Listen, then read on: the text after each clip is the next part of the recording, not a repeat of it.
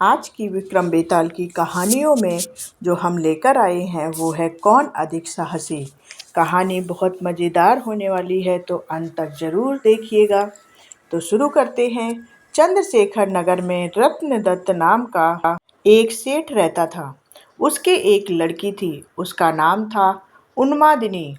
जब वह बड़ी हुई तो रत्नदत्त ने राजा के पास जाकर कहा कि आप चाहे तो उससे विवाह कर लीजिए। राजा ने 3 दासियों को लड़की को देख आने को कहा।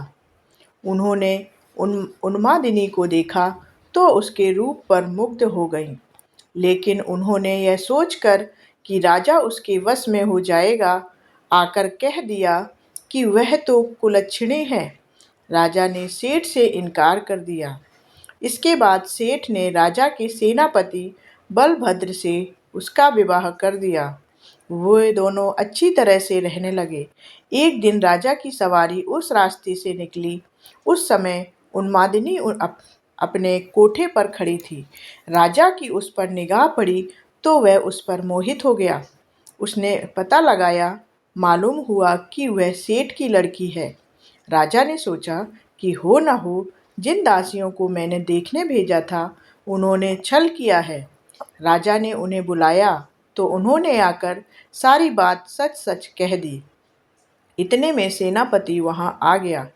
उसे राजा की बेचैनी मालूम हुई। उसने कहा, स्वामी, उन्मादिनी को आप ले लीजिए। राजा ने गुस्सा होकर कहा, क्या मैं अधर्मी हूँ? मैं पराई स्त्री को क्यों ले लूँ? राजा को इतनी व्याकुलता हुई कि वह कुछ दिन में मर गया। सेनापति ने अपने गुरु को सब हाल सुनाकर पूछा कि अब मैं क्या करूं? गुरु ने कहा, सेवक का धर्म है कि स्वामी के लिए जान दे दे। राजा की चिता तैयार हुई।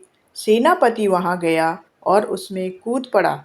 जब उन्मादिनी को यह बात मालूम हुई तो वह पति के साथ जल जाना धर्म समझकर चिता के पास पहुंची और उसमें जाकर भस्म हो गई। इतना कहकर बेताल ने पूछा, राजन बताओ, सेनापति और राजा में कौन सबसे अधिक साहसी था?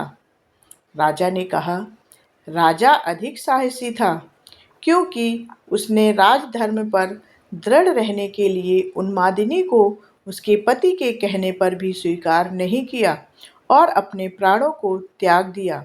सेनापति कुलीन सेवक था। अपने स्वामी की भलाई में उसका प्राण देना अचरज की बात नहीं।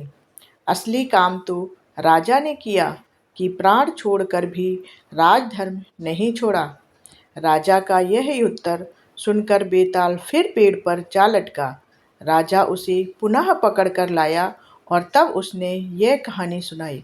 अगली कहानी जानने के लिए हमारे चैनल को सब्सक्राइब कर लें और हमारे वीडियो को लाइक करें, शेयर करें और कमेंट करें कि आपको ये कहानी कैसी लगी। धन्यवाद।